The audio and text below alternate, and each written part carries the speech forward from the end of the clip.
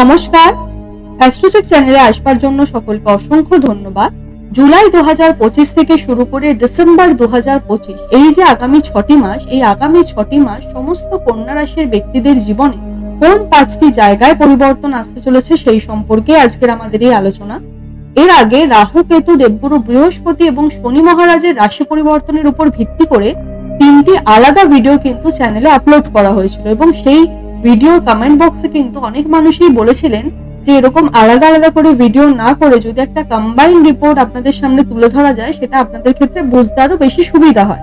তাই আপনাদের কমেন্টের উপর ভিত্তি করেই কিন্তু আজকের এই ভিডিওটি, যে কম্বাইন্ড করে আগামী 6টি মাসে সমস্ত গ্রহের গোচরের উপর ভিত্তি করে আপনারা কি কি ফলাফল পেতে পারেন এবং কোন কোন জায়গা আপনাদের ক্ষেত্রে শুভ থাকছে এবং কোন কোন জায়গায় আপনাদেরকে একটু সচেতন থাকতে হচ্ছে, এই সমস্ত কিছু সম্পর্কে কিন্তু আজ এই ভিডিওতে আপনারা বিস্তারিতভাবে শুনতে পাবেন।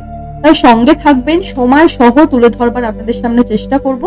সঙ্গে থাকুন এবং সম্পূর্ণটা শুনুন। সর্বপ্রথম যে পরিবর্তনটা আপনাদের জীবনে আসবে তা হলো আপনাদের রাশির অধিপতি হয়ে থাকে বুধ, যে কিনা 27শে অগস্ট থেকে শুরু করে 16ই সেপ্টেম্বর এই সময়কালটাতে থাকছে আপনাদের 12th হাউস। অর্থাৎ এই সময়কালটা কি হবে, কন্যা রাশির মানুষদের কোন রকম ভাবে স্কিন রিলেটেড কোনো সমস্যা বা চর্মজনিত কোনো সমস্যা, ইনফেকশন, অ্যালার্জি বা ইমিউনিটি সিস্টেম কিছুটা দুর্বল হয়ে যাবে, এগুলো কিন্তু পরিলক্ষিত হতে পারে।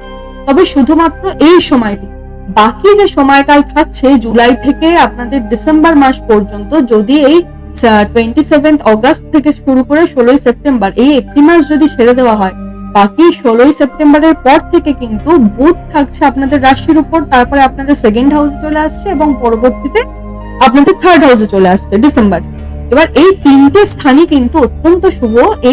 এই যে তিনটে জায়গা, এই তিনটে জায়গায় কিন্তু সর্বপ্রথম যখন আপনাদের রাশির উপর বুধের গোচর হবে সেই সময়কালে কি হবে, আপনাদের শরীর স্বাস্থ্যের দিকে কিন্তু একটা পজিটিভ চেঞ্জেস আসবে, আপনাদের এনার্জি লেভেল অত্যন্ত হাই হবে।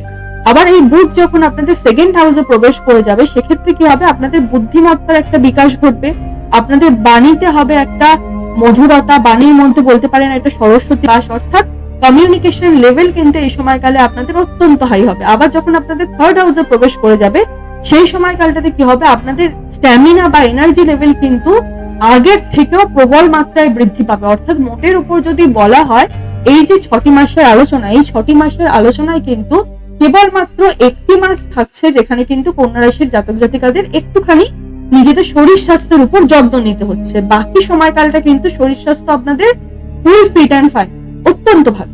এবার দ্বিতীয় যে পরিবর্তনটা আপনাদের জীবনে আসবে তা হলো শনি মহারাজ 13ই জুলাই থেকে শুরু করে 27শে নভেম্বর এই সময়কালে আপনাদের বক্র গতিতে থাকছে। বর্তমানে শনি মহারাজ মার্গী গতিকে অবলম্বন করে আপনাদের 7th হাউসে রয়েছে, তবে 13ই জুলাই থেকে শনি কিন্তু এই 7th হাউসেই বক্র গতিতে চলে আসবে এবং আপনাদের 7.5 বা শনির ঢাইয়া কিছুই কিন্তু নেই। মানে বক্র গতির এই শনি কিন্তু আপনাদের 7th হাউসের ফল তো দেবেই, সাথে সাথে 6th হাউসেরও ফলাফল কিন্তু আপনাদের প্রদান করবে। মানে এই সময়কালে কন্যা রাশির যে সমস্ত ছেলেমেয়েরা খেলাধুলার সঙ্গে জড়িত রয়েছেন, কোন রকম ভাবে যোগা বা জিম সেন্টার বা এরকম কিছু চালিয়ে থাকেন, বা যারা খেলাধুলার সঙ্গে জড়িত কোনো টিচার, তাদের জন্য কিন্তু এই সময়কালটা একটা দুর্দান্ত সময়কাল। 13ই জুলাই থেকে শুরু করে পুরোপুরি ভাবে 27শে নভেম্বর পর্যন্ত যতদিন শনি বক্রী অবস্থায় থাকছে আপনাদের ক্ষেত্রে কিন্তু একটা দুর্দান্ত সময়। এই সময়কালে যারা খেলাধুলায় কোন রকম প্রতিযোগিতামূলক কিছু করতে চাইছেন তাদের জন্য কিন্তু অত্যন্ত পজিটিভ একটা সময়কাল। আপনারা কিন্তু চাইলেই কোন রকম প্রতিযোগিতামূলক পরীক্ষাতে কিন্তু নাম নথিভুক্ত করতে পারেন এবং সেক্ষেত্রে কিন্তু সফলতাটাও আপনারা পাবেন। আবার জিম বা যোগার মধ্যে যদি কন্যা রাশির ব্যক্তিরা এই সময়কালে নিজেদেরকে জড়িত করতে পারেন সেক্ষেত্রেও কিন্তু আপনাদের শারীরিক ক্ষেত্রে তো একটা উন্নতি হবে এবং ওভারঅল কিন্তু একটা পজিটিভিটি আপনারা পরিলক্ষিত করতে পারবেন। তৃতীয় যে পরিবর্তনটা আপনাদের জীবনে আসবে তা হলো দেবগুরু বৃহস্পতি আপনাদের ক্ষেত্রে 4th হাউস এবং 7th হাউসের লর্ড হয়ে বিরাজমান রয়েছে আপনাদের 10th হাউস অর্থাৎ কর্মস্থানে।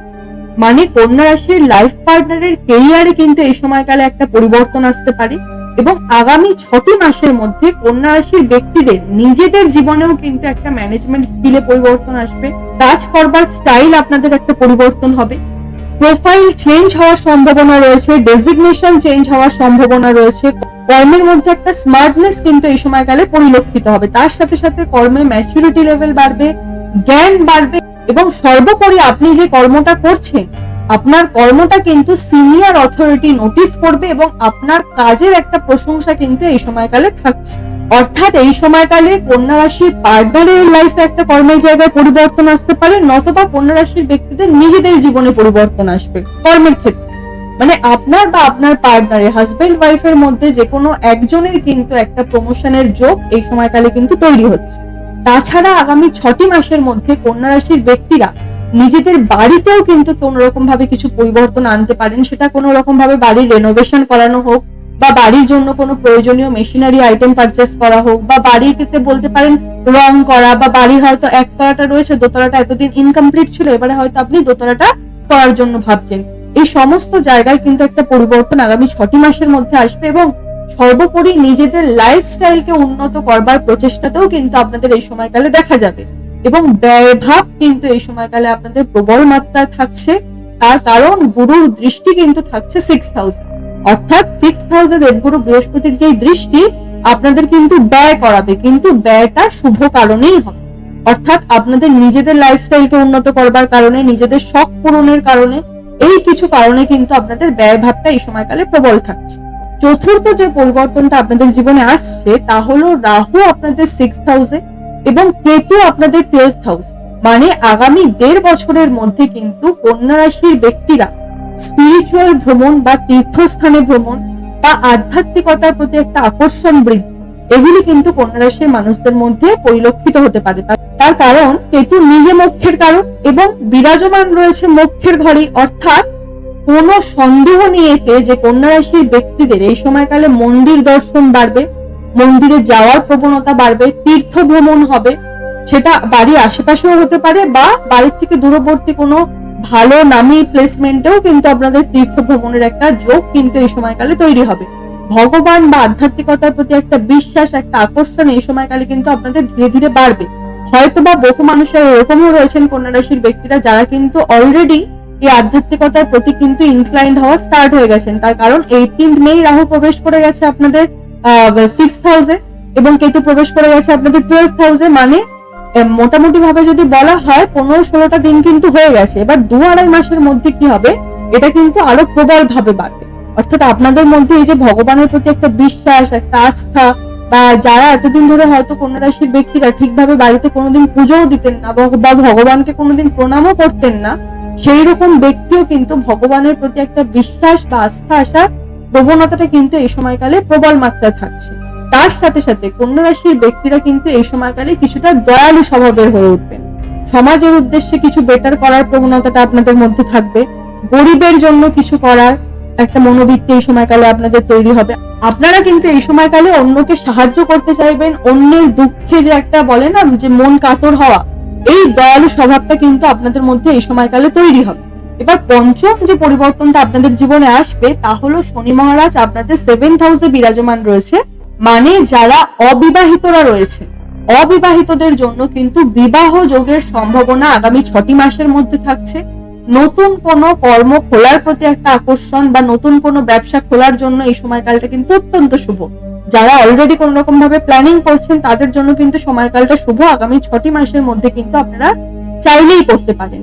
তবে শনি 7th হাউসে কখনো কখনো কিন্তু কন্যা রাশির ব্যক্তিদের মধ্যে একটা জেদ বা একটা টেম্পারমেন্ট, এটা কিন্তু বাড়তে দেখা যাবে।